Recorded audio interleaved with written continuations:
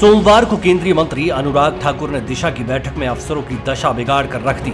Administrative गेड़ा कुछ इस तरह से दे दिया कि मौजूदा अफसरशाही की ऐसी तैसी तो की ही, साथ में 3 महीने पहले सत्ता से बाहर हुई भाजपा सरकार को भी बिना कुछ कहे लपेटे में ले लिया। स्मार्ट सिटी धर्मशाला में चल रहे कामों को लेकर अनुराग ने अफसरों को नाकाम साबित करने में कोई कसर बाकी नहीं रखी। अनुराग ने ऐसा एडमिनिस्ट्रेटिव राग छेड़ा कि पूर्व जयराम सरकार के लिए ऐसा लगा कि मानो जयराम की सरकार इन अफसरों पर लगाम ही नहीं कस पाई थी और इस वजह से स्मार्ट सिटी स्मार्ट नहीं बन पाए। दिशा की बैठक में अफसरों की दशा बिगाड़ते हुए अनुराग ने सवाल उठाया कि बीते 3 सालों में सैनिटरी लैंड फिल प्रोजेक्ट का 12% काम ही हुआ है। शहर में 7000 स्ट्रीट लाइटें लगनी थी, सिर्फ 1300 लाइटों के खंभे ही लगे। अनुराग ने ताल ठोकते हुए कहा कि नगर निगम के कामों को लटकाने वाले ठेकेदारों को ब्लैक लिस्ट किया जाए।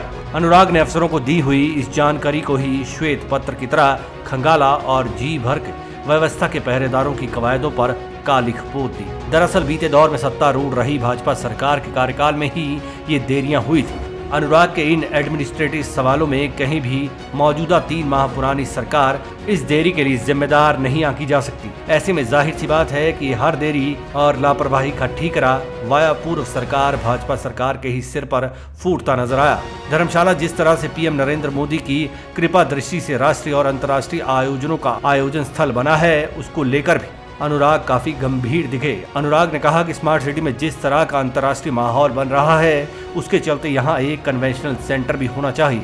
इस पर अफसरों ने बताया कि धर्मशाला की कचहरी में एक कन्वेंशनल बनाया जाएगा। अनुराग ने सीधे अगला सवाल किया कि क्या यहाँ पार्किंग के लिए खुली जगह है। यहाँ पर सांसद किशन कपूर ने जलती आग में घी डालने वाला जवाब दे दिया। बताया कि जहाँ अफसर जगह बता रहे हैं वहाँ कन्वेंशनल हॉल नहीं बल्कि कम्युनिटी हॉल जैसा सेंटर ही है। अनुराग ने अफसरों को इतनी झाड़ पिलाई कि अफसर भी पानी पीना भूलते नजर आए। एक सवाल के जवाब में अफसरों ने बताया कि वेस्ट टू बायोगैस प्लांट की परियोजना की डीपीआर एक निजी फर्म ने बनाई। इस पर ठाकुर ने तंज कसते हुए अफसरशाही के नट बोल्ट भी तगड़े कस दिए।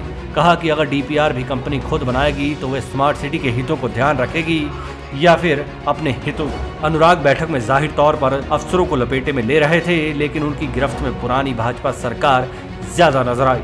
बैठक में गैर हाजिर अफसरों को नोटिस थमाने का ऐलान भी अनुराग कर गए, लेकिन एक अदृश्य नोटिस तो एक तरह से उन्होंने अपनी ही पुरानी सरकार को भी दे दिया कि वे भी उसको नोटिस कर रहे थे कि आखिर उसने बीते 5 सालों में किया क्या है। अनुराग अकेले ही सबको टांग कर निकल गए।